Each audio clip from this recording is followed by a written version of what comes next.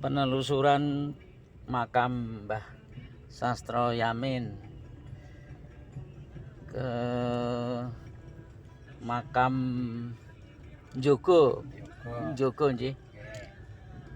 Makam Joko itu dibelah menjadi dua, yang sebagian sebelah selatan makam Joko di milik katakanlah untuk warga desa Gembyungan, sedang yang sebelah utara makam Joko itu untuk menjadi tempat pemakaman warga, sebagian warga desa Dusun Boto nggih. Dusun Boto, desa Sambung Wangan. Dugaan sementara diduga dan sampai saat juga belum diketahui makam atau pesarian Mbah Sastro itu diduga berada di makam Joko, khususnya yang berada di sisi utara, karena menurut cerita dari bapaknya Mbah Tani, bapaknya sinten Mbah?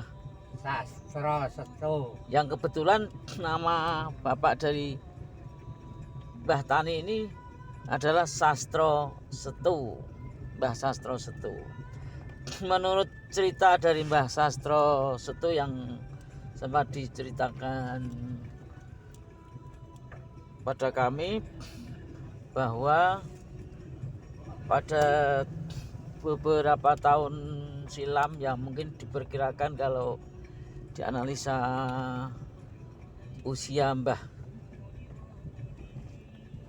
Tani ini, waktu diceritani atau mendapatkan cerita oleh bapaknya Mbah Sastro Setu itu, diperkirakan usianya masih anak-anak, ya diperkirakan usia 8 tahun. Waktu itu hanya mendengar cerita, belum melihat siapa itu Mbah Sastro Yamin. Menurut cerita dari Bapak Setu, Mbah Sastro Setu, dulu ada seorang mantri yang nah ini dari rumah Mbah Tani itu arah ke kanan, ini jalan utama desa di sana Mbah, desa Gembyungan. Nah ini adalah kemantren yang dulu diduga Mbah Sastro Yamin meninggal di sini nggih. Ya, dimungkinkan meninggal di sini waktu masih tugas. Ini bukan jalan utama Gembyungan menuju ke makam Joko. Jadi saat meninggalnya Mbah Sastro Yamin, menurut cerita Mbah Sastro Setu, saat itu Mbah Sastro Yamin masih dalam keadaan dinas sebagai mantri tani, mantri perhutani. Nah, ada rasa iba yang diceritakan oleh Mbah Sastro Setu, karena katanya waktu itu Mbah Sastro Yamin masih meninggalkan anak-anak kecil, beberapa anak kecil. Jadi di sini juga dimungkinkan waktu itu bersama Mbah Karsini atau Bu Tinting sebagai istri dari Mbah Sastro Yamin. Karena masih kecil-kecil, ini akhirnya dibawa pulang atau dijemput oleh Pak D-nya untuk dibawa pulang ke desa Banyumeneng. Nah, cerita dari Mbah Tani ini sangat tepat, agak mirip dan bisa dikatakan tepat sekali dengan cerita yang disampaikan oleh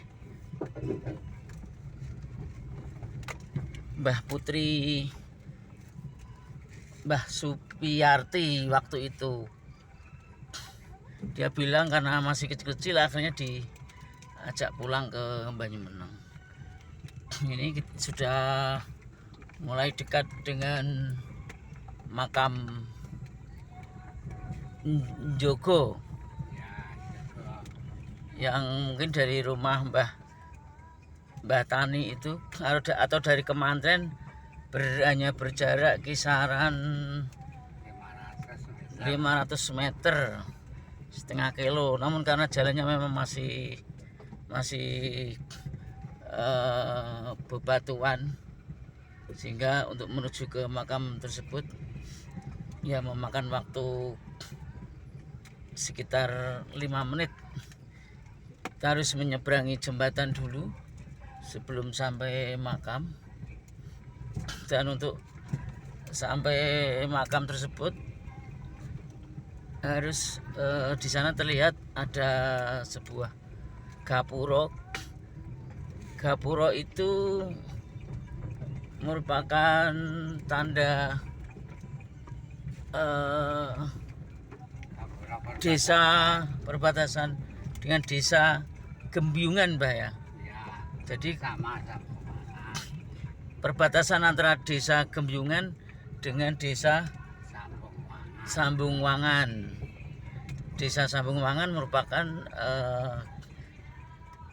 desa yang ditempati oleh Mbah Satro saat bertugas sebagai seorang mantri perhutani, tepatnya di Dusun Boto. Nah, kita sudah sampai ke makam